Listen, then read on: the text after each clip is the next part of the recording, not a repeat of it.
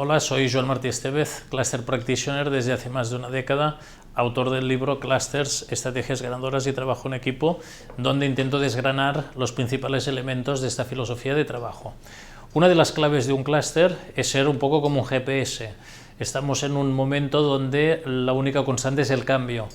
Cambios en los consumidores, distintas tribus de consumidores que aparecen, cambios en los mercados geográficos.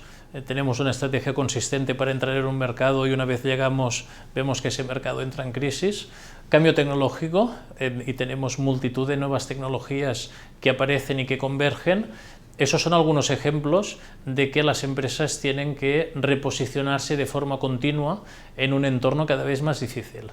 El clúster tiene que ser un instrumento para ayudar a las empresas a hacer este reposicionamiento estratégico. La dinámica de crecimiento estable y continuo en el tiempo, esa dinámica lineal, realmente se ha producido en muy pocas empresas. En el pasado, cuando el pasado era mucho más estable, difícilmente veíamos una estrategia o una trayectoria de ese tipo, pero hoy en día las empresas que continúan siendo competitivas en el mercado son empresas que tienen una trayectoria de zig-zag.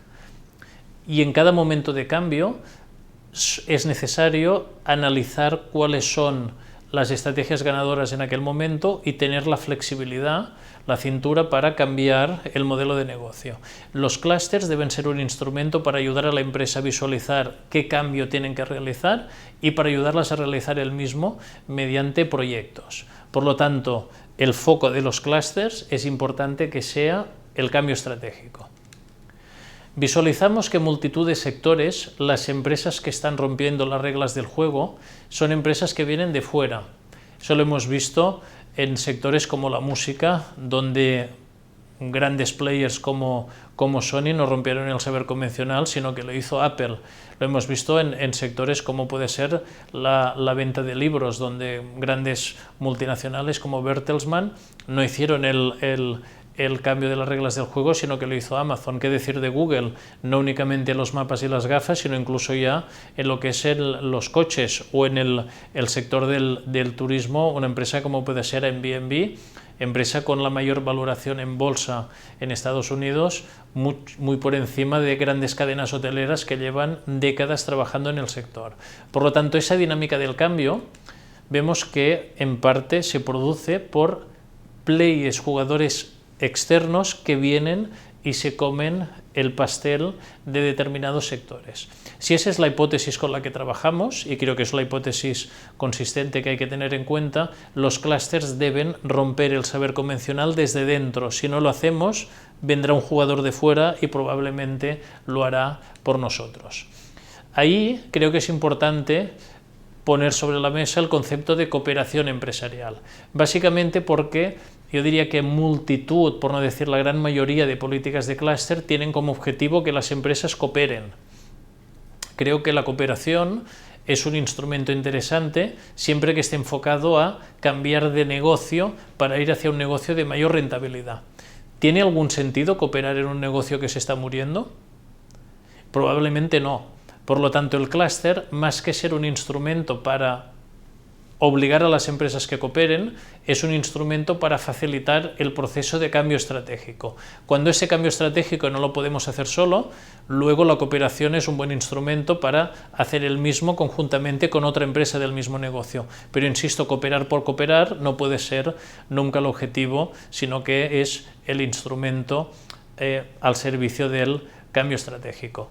La dinámica del clúster para conseguir ese proceso de cambio estratégico es un proceso a largo plazo. Cambiar la estrategia de una empresa es probablemente cambiar su esencia más profunda. Por lo tanto, el clúster debe ir haciendo pasos para ayudar a la empresa a tener ese convencimiento de cuál es el negocio de mayor rentabilidad, con una metodología muy robusta, y a partir de ahí, en el medio y largo plazo, probablemente conseguiremos los resultados que nos ayuden en ese sentido.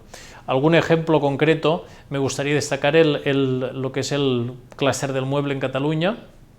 Ha habido una gran crisis del sector de la construcción los últimos 7 años, desde el 2007 hasta la actualidad, 2016, y por lo tanto los sectores auxiliares al sector de la construcción, han sufrido gravemente esta caída de la demanda interna.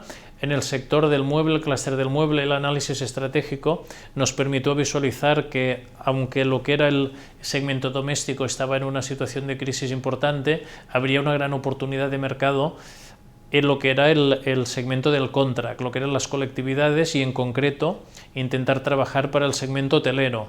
Nuestro país es uno de los países más turísticos del mundo, por lo tanto intentar trabajar para ese segmento parecía, y realmente se ha demostrado que era una decisión estratégica muy interesante. Un proyecto concreto para conseguir este cambio estratégico ha sido la Feria Profesional Interhotel, una feria destinada a trabajar con clientes finales, prescriptores, directores de compra de cadenas hoteleras, arquitectos e interioristas, y que después de 4 ediciones, ya con más de 1000 asistentes y muchas empresas que han hecho ese cambio estratégico para entrar en el mercado de las colectividades, se ha demostrado que era un instrumento interesante. Por lo tanto, este ejemplo sirve para visualizar el concepto de cambio estratégico, análisis estratégico del sector, cambiar hacia el negocio de mayor rentabilidad. Si no podemos hacerlo solos, lo hacemos en equipo.